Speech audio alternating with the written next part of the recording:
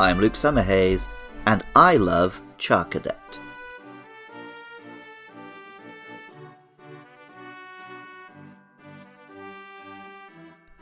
Between the France-inspired Kalos region, Galar's depiction of my homeland of Britain, and now Paldea's interpretation of Spain, recent Pokémon games have traded the celebration of Japanese history, which appealed to me as a kid, for a romanticized version of medieval Europe.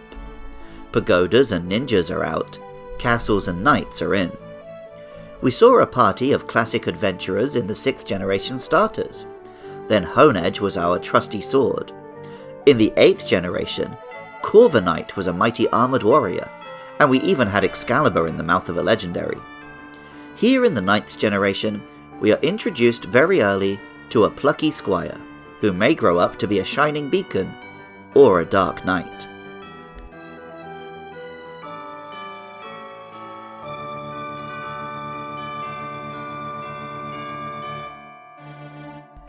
Charcadet is a small humanoid fire-type Pokémon, with a faceplate over its eyes and a wisp of flame on its head.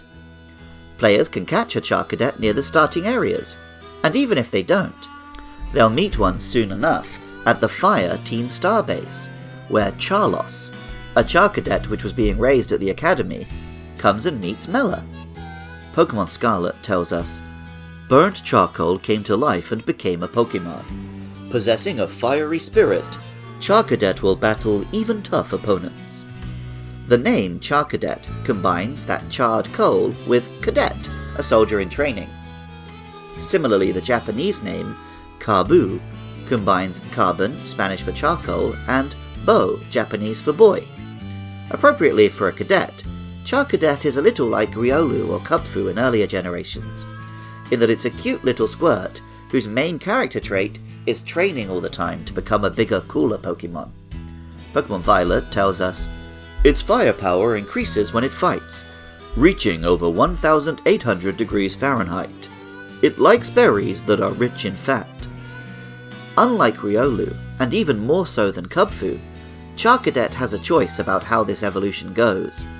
In the Academy we can read the story Charcadet's Adventure, about a Charcadet in a clash with a Gengar, which must decide which way to evolve, by choosing between two sets of armour.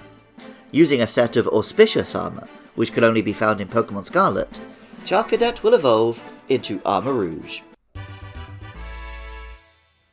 Armarouge is a taller, cooler figure than Charcadet, now clad in broad-shouldered golden armour. The big spherical shoulder pads have Samus Aran vibes, and the new fire and psychic typing makes Armarouge almost as deadly as her. Pokémon Violet tells us, this Pokémon clads itself in armour that has been fortified by psychic and fire energy, and it shoots blazing fireballs. Mythology, history and folklore is full of heroic knights, most of whom wore suits of armour into battle. European armour isn't usually as colourful and unique as a samurai's get-up, but still many suits of armour are passed down through families and venerated as historically significant artefacts and antiques. Pokémon Scarlet tells us, Armarouge evolved through the use of a set of armour that belonged to a distinguished warrior. This Pokémon is incredibly loyal. European romances are full of stories of loyal knights, loyal to their kings, loyal to their brothers in arms, loyal to their lady loves. Any number of such distinguished warriors, from Spanish history or elsewhere in Europe, could have inspired this Pokémon. The name Armarouge of course combines armour with the Pokémon's red colour. That said, the armour part of the name is not spelled like the English word armor, but the Spanish arma, as in armament, meaning weapon.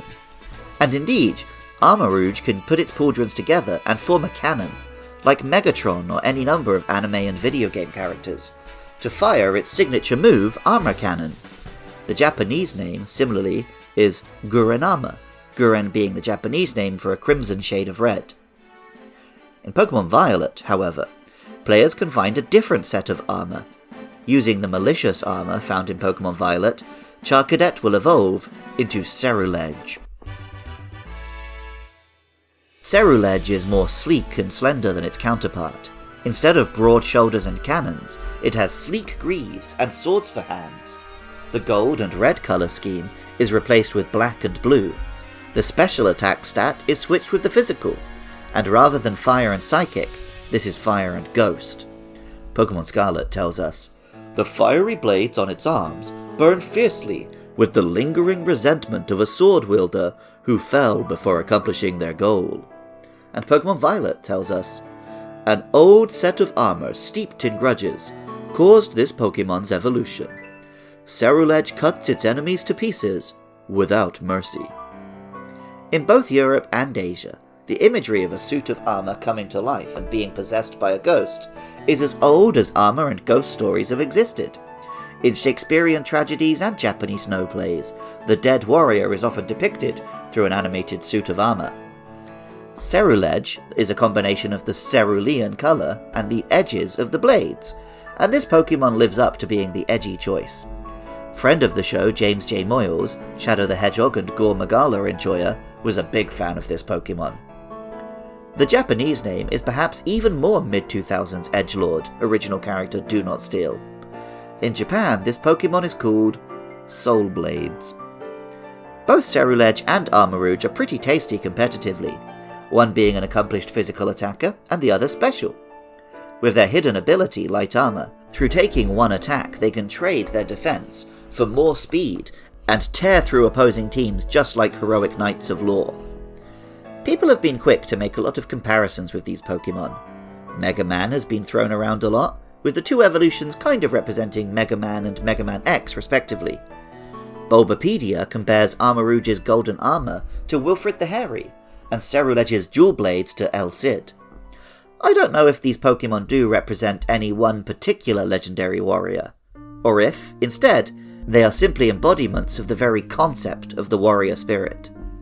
Music for Luke Loves Pokémon is by Jonathan Cromie. Artwork for the show is by Katie Groves. Writing, producing, and editing is all by me, Luke Summerhays, and funding is provided by lovely listeners at patreon.com/podcastiopodcastius. I love it when you guys get in touch. Hit me up on Twitter or Facebook at LukeLovesPKMN and let me know your thoughts about our next monsters, Tadbulb and Wattrel, or share your love for any Pokémon. Also, join me Friday nights from 8 PM UK time at twitch.tv/LukeLovesPKMN for my streams. And even if you don't feel like doing any of that, thank you so much just for listening. I love Charcadet, and remember, I love you too.